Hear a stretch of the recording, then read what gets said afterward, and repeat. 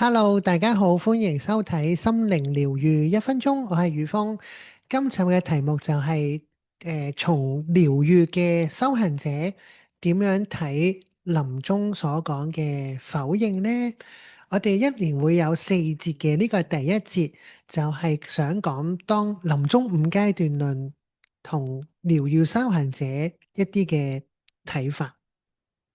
當醫生宣判咗一個人患有絕症，或者當佢面對好大嘅 suffering 嘅時候，人嘅第一個反應往往都會係冇可能嘅，點會發生嘅咧？一定係邊度搞錯咗啦！呢個就係 Kübler-Ross 喺臨終5階段論所講嘅其中一個情況，就係叫做否認 denial。咁其實否認都有佢嘅功能嘅，係一種叫做心理防衛機制，就好似一個即係緩衝嘅氣囊咧，保護我哋唔被殘酷嘅現實一拳咁樣打冧。咁喺藏傳佛教入邊，否認唔單單只係一種情緒嘅反應，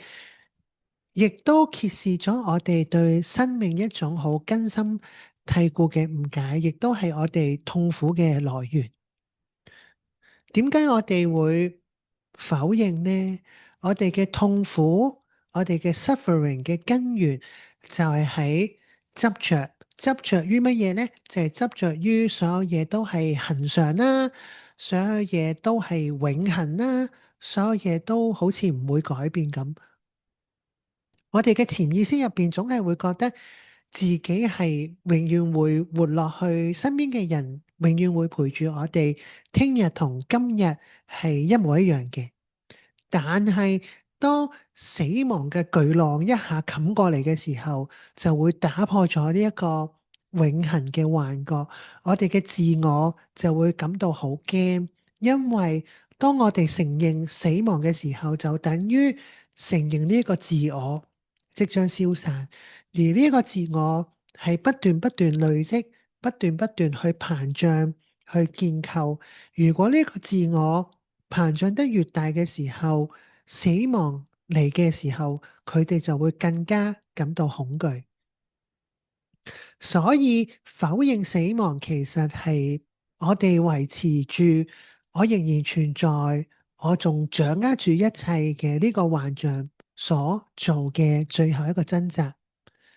咁樣修行修持點樣幫助我哋去穿越呢一個否認呢？就唔係要你即刻去接受我要死啦吓，呢個係唔現實嘅，而係去理解我哋一啲我哋叫本質，一啲嘅實相係啲乜嘢。咁點樣做好咧？就係藏傳佛教會經常係提醒我哋去觀修如夢如幻。其實我哋人生就好似一場大夢一樣，你可以試諗下，你而家經歷嘅生活，你嘅身體，你嘅名聲，你嘅所有嘢，其實就好似琴晚發嘅夢一樣，吓，夢入邊嘅一切都係好真實嘅。即係例如仁波切，明就仁波切成日分享，即係你喺夢入邊揸住一架跑車開到好快，係好爽嘅，呢個好爽嘅感覺係好真實嘅。但係當你炒車重傷，可能斷咗隻手、斷咗隻腳，你喺入面嗰種痛咧，同你嘅真實入邊又係好一樣嘅。但係當你醒過嚟嘅時候，你所有嘢都執唔住，所有嘢都會散去，就好似我哋嘅生命一樣。我哋建構好多嘢，建立好多嘢，但係當我哋面對死亡嘅時候，所有嘢都係冇辦法去執取，冇辦法係去捉住佢。當我哋處喺否認階段嘅時候，就好似將我哋呢一場人生大夢當成係非常非常真實，而呢個真實係所講就係我哋唔以為所有嘢都係恒常，所有嘢都係永恆，所有嘢都不變，一定要捉實佢，hold 住佢。而佛法嘅智慧就係話俾我哋聽，邀請你放輕鬆，因為原本一切就係流動嘅，所有嘢都係變化嘅。而呢個變化亦都有另一個嘅描述，就係無限嘅可能性。當你開始了解無常唔係一種懲罰，